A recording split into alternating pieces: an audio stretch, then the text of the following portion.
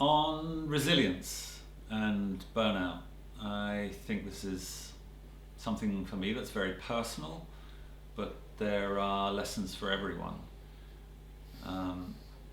It's hard to slow down when you're working, when you're conditioned to always take on more. It is hard to slow down.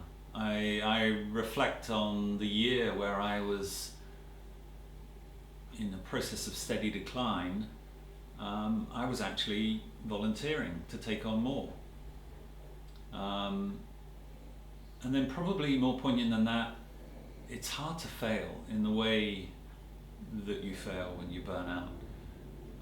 But I've taken the time to learn from it, to do what I believe in, to not see it as failure, but an opportunity to be forensic in understanding what went on, and the harder part, to forgive myself, because I did feel as though I let a lot of people down.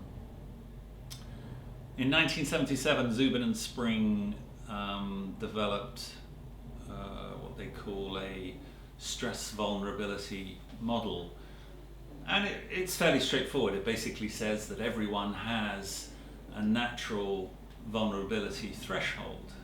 And what's important to understand is not only have you got that threshold, but your proximity to that threshold is not only dependent on stress, it's also dependent on what's happening to you, your state of health, life events.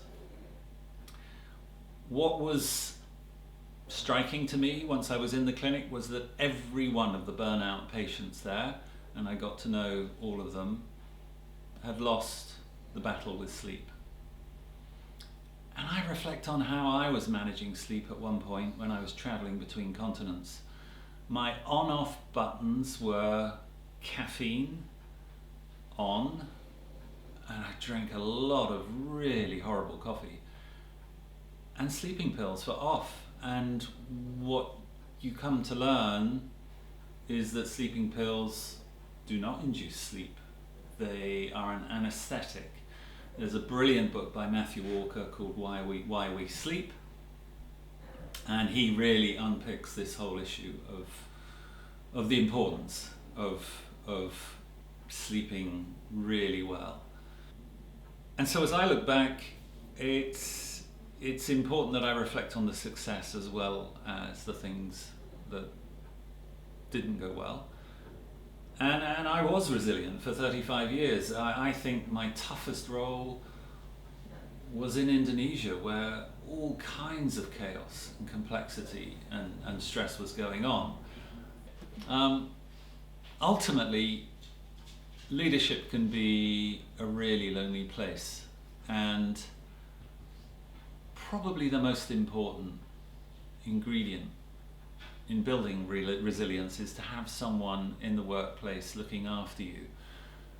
I remember that in Indonesia, probably one of the most stressful roles that I ever had. My colleague Jim used to come in the morning and ask me how I was. And then he'd stop and look me in the eye and ask me how I really was. And that made all the difference.